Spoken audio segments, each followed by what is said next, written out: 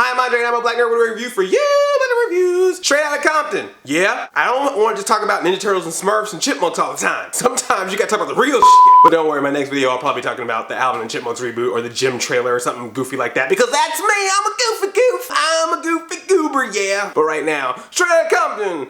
See, I can't even, I try to act hard.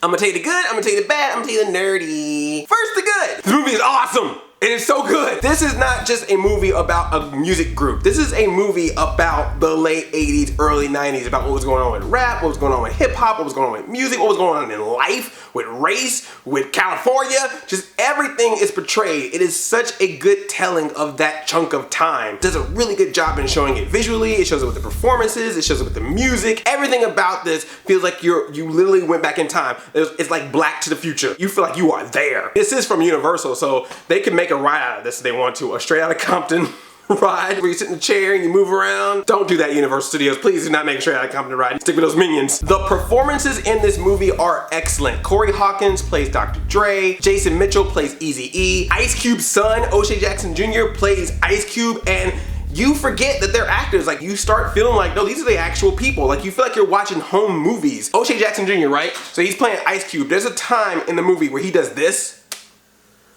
and I was like, that's Ice Cube. There's like the mannerisms, everything was like full on Ice Cube. These guys are not doing impressions of these people. They are these people. They portray these people so well. You don't just get actors portraying NWA in this movie, you also get actors portraying other musicians. Some of them are okay, but there is one. Oh my gosh. You're gonna see this actor portraying this rapper on screen. That just looks too accurate. Makes me question a few things. Is this some conspiracy you need to tell me about? I feel like I'm seeing the actual person. Is this some CGI? Because I know Universal also worked on Jurassic World. I feel like this dude was made in the lab. Bryce Dallas Howard made that rapper show up on the screen. I swear to you, Chris Pratt better get ready.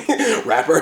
Paul Giamatti, I mean, he is awesome. He plays the manager, Jerry Heller, who helps NWA, and that's what's so awesome about this movie. Usually, especially with music biopics, they always gotta portray a villain. What's great about this movie is that everybody, NWA, all the people around them, has their good side and their bad side. There's no clear hero, there's no clear villain. Like Jerry, you can tell that he's genuinely like, I like this group, I wanna work with these people, I wanna get them out there, the world needs to hear this music, I'm gonna help you, and it feels legit and real and genuine. But at the same time, you know he's doing stuff that ain't right. So it's this weird thing of like, wow, you were literally helping and screwing them over at the same time. NWA, like, you're rooting for them. You want the best for them. They're treated very wrong, but at the same time, they do some crazy stuff and you're just like, ooh, man, I'm on your side still. But dude, people that want to work with them are also bad to them. People that are their friends are also not their friends. These types of things happen in real life. It's not black and white, it's not cut and dry. We forget about the gray area with so many things, and that's what I really like about this movie. No one ever feels like they're just truly the good guy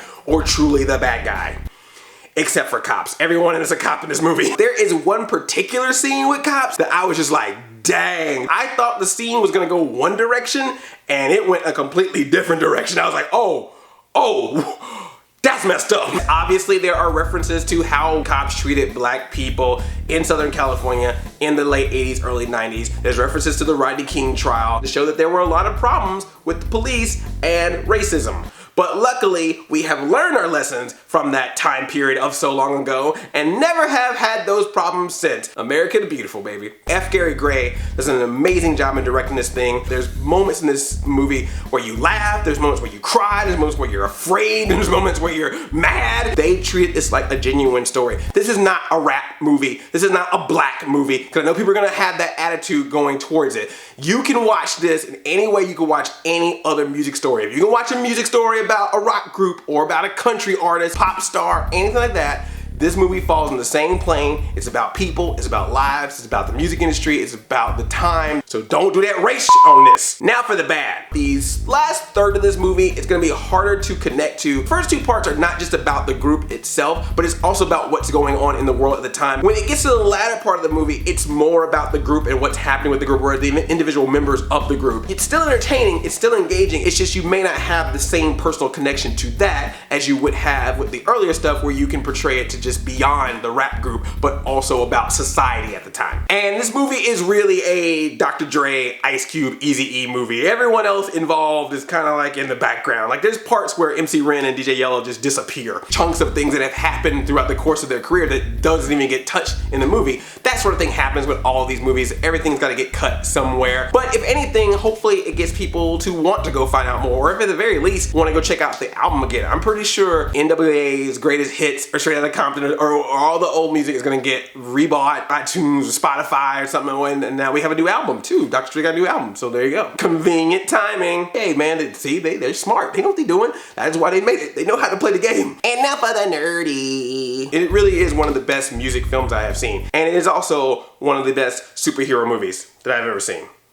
Hear me out. The movie starts out with a dramatic scene that then leads into an action scene. And all of a sudden, boom, Straight Outta Compton. I was like, that just started like a superhero film. It gives the origin stories of all these different individuals who each have unique gifts. Some can write rhymes, some can DJ, and then they all come together and team up because their unique abilities combined makes them a superpower team. Just like Guardians of the Galaxy or the Avengers, just with rapping stuff. During the process, some even discover special abilities that they didn't even know they had. Then a Nick Fury type figure comes in the form of Jerry Heller, their manager. He wants to help them out and they want to work with him, but at the same time, can they really trust him? Don't tell me that's not like S.H.I.E.L.D. And once they're a big team and their powers are out there in the world, who tries to control them and silence them? The government. And they even get the people behind them who had no voice to rise up and join them in their crusade. But then there's also internal struggles. Sometimes people have to choose one side or the other side to be with. It's some straight up Civil War stuff. They also have adventures on their own. It's like their own spin-off movies. The Ruthless Cinematic Universe. Tell me that is not some superhero stuff right there. At any point, I was waiting for Samuel L. Jackson to show up with his eye patch and be like, NWA, I want you to join the Avengers. Straight out of Marvel, Captain America and Ice Cube, Dr. Dre and Strange are coming through. Thor's hammer is an MC, War Machine's got authority and he's a minority. Stop Marvel and Ruthless, you can't, man, cause your efforts are smaller than Ant-Man. Wakanda and Compton on a rant, man, we done done justice.